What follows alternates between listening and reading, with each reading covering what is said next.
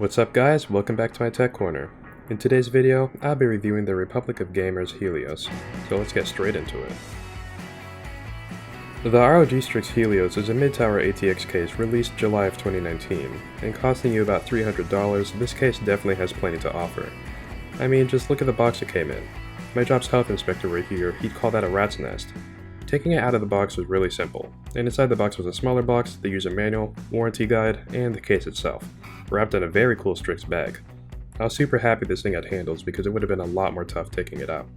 Now the items the case came with was a pump mount for the power supply shroud, an inner VGA vertical mount, some motherboard screws, some power supply screws, cable ties, and the user manual. Now the box definitely did not look brand new, and honestly I was getting doubts about the case being new, but looking at the case now it's amazing. Glass is not scratched or cracked, and the chassis itself definitely isn't dented or scratched. Now the case is very big. Like, I was honestly really surprised when I first took it out of the box. No pun intended. Now some of the first features this case has are removable tempered glass panels. It works through a latch system. You press down on the button and remove the glass. Now looking on the inside, it has a very roomy interior. 4 motherboard sizes up to extended ATX. It also has a built-in GPU brace. That way your graphics card's PCB or heatsink won't get bent from its own weight. Now to adjust it, you just unscrew a small screw and move it where you want, then you re-screw it. This case also has 2 sturdy handles that can hold a lot of weight, including its own. The left side of the case also has a tempered glass panel that uses the latching system. That way you can show off how good your wire managing skills are, or your storage devices. Speaking of storage devices, behind this plastic beauty cover, this case has room for 4 2.5-inch storage drives with removable mounts. The power supply shroud is removable, as well as the graphics card mount / beauty cover. This case has room for 2 3.5-inch storage drives, and the cage that holds those drives are able to be moved or removed. Now this case has 4 pre-installed 140mm fans, and they are non-RGB, and they connect through 3-pin DC.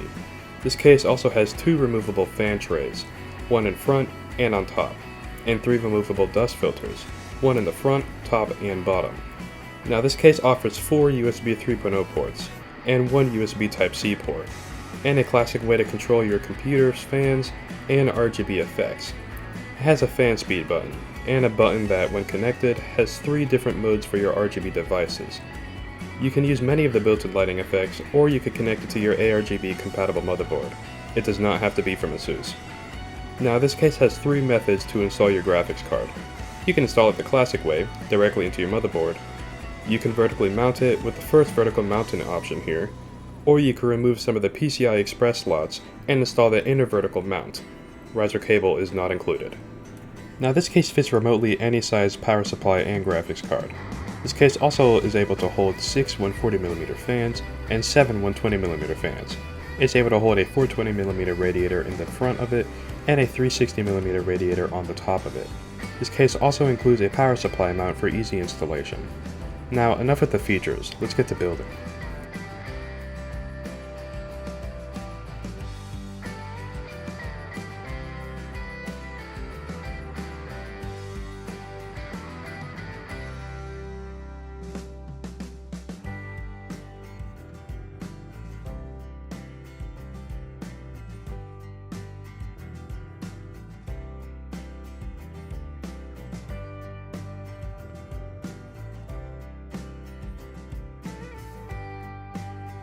Now building with this thing was definitely really fun.